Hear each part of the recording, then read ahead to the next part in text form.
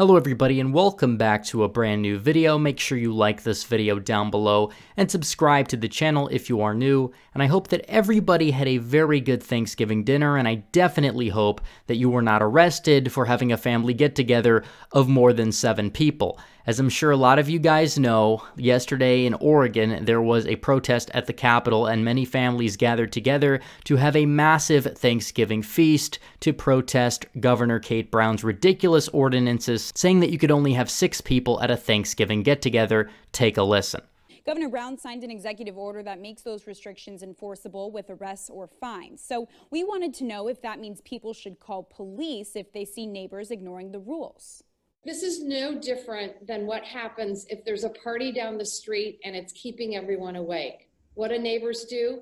They call law enforcement because it's too noisy. Now, this is an absolutely ridiculous power grab, especially because these are the same people that are out there protesting cops. These are the same people saying all cops are bad. They're the same people saying defund the police. Now they want the police to go out there and arrest people for having 7 people at a house at the same time. Absolutely ridiculous. These people have no common sense. They have no logic. And these are the same people that sit there and call Donald Trump a fascist, but they're also the same people that want the government to arrest families for having Thanksgiving together. It's ridiculous. You can go to Walmart during the pandemic. There's usually hundreds of people there at the same time. It's absolutely ridiculous to try to sit there and regulate how many people are in a house at the same time. Again, you could give guidance. You could say check temperatures at the door. You could say stay home if you're sick, etc. But it does not have to be this way. And it is an absolutely ridiculous ordinance. A lot of these lockdown ordinances are absolutely ridiculous. But the real question is, do the elites actually follow them themselves? And you guessed it, the answer is no. These people are hypocrites. Again, Dianne Feinstein was seen without a mask after she said that states without a mask mandate shouldn't receive funding. Pure hypocrisy. Nancy Pelosi, she went out to get a haircut despite supporting the lockdowns that closed hair salons. Even more elitist hypocrisy. California Governor Gavin Newsom was spotted dining without a mask in a large gathering with health lobbyists after issuing statewide restrictions and mask mandates. More elitist hypocrisy. Chicago Mayor Lori Lightfoot said to cancel Thanksgiving, but she also said to go out there and shop at Black-owned businesses on Black Friday, and she previously supported the massive BLM protests. More elitist hypocrisy. And why are BLM protests and/or BLM riots okay to these people, but Thanksgiving dinners are not? Again, it's because they want to push an agenda. They want to control the masses. They have their war on traditions. If you look what a certain social media platform that I'm not going to mention because I may be on it right now or not, said on Twitter yesterday about Thanksgiving and the holiday that they actually decided to celebrate, you would exactly know where their mindsets are. And why would they be doing this? Again, these elitists are the same people who downplayed the virus for weeks, if not months, while they were the ones trying to impeach the president for something that Joe Biden did. These people have a quarantine for thee, not for me process. They want power, and they want to control the people that oppose them until they fall in line. It's all about social control, economic control, and political control. And again, these are the people that are out there trying to control your personal freedoms, but they're also the same people that say my body, my choice when it comes to murdering children, but not for these masks or cope shields, as I will say,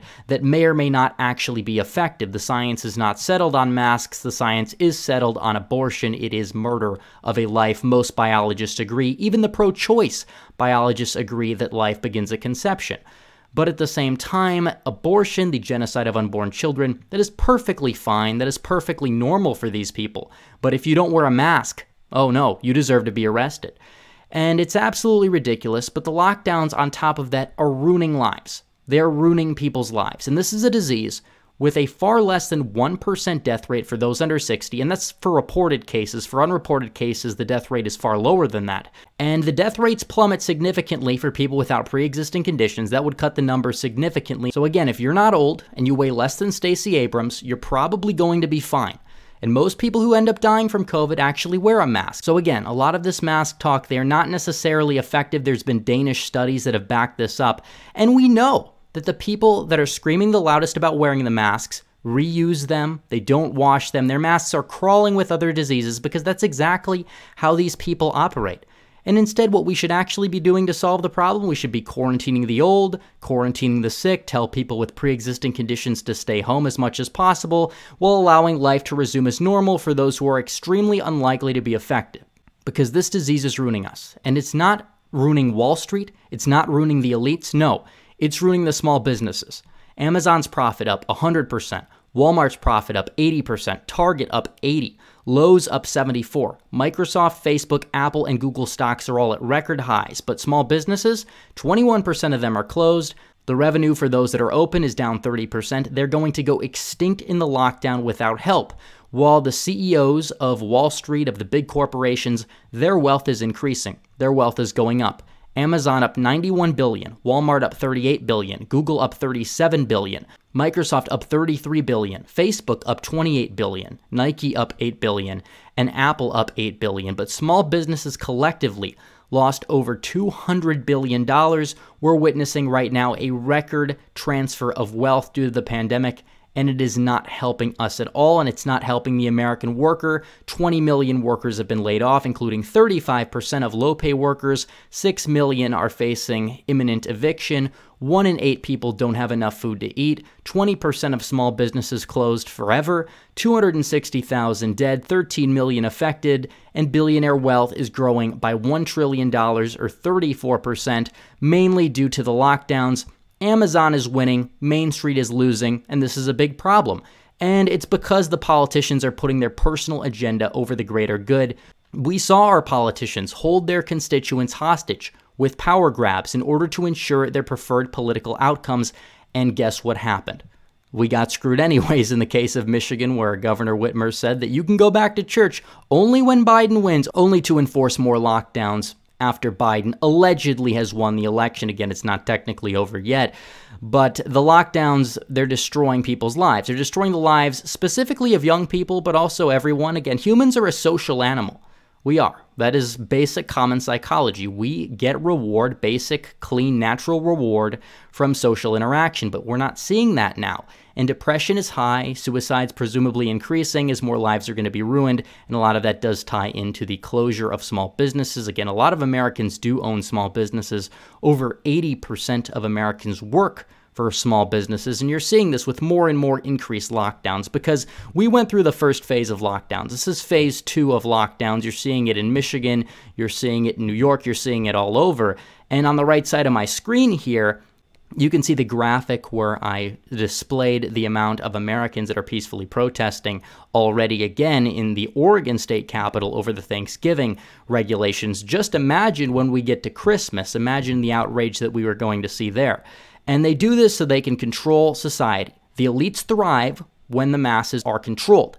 The only restaurants that are open are drive-through places right now in many states, and that's how it is during lockdowns. Like McDonald's is open, but a lot of the more healthier restaurants may be closed, and the gyms are closed in many cases, or they require uncomfortable masks, and that makes working out extremely difficult.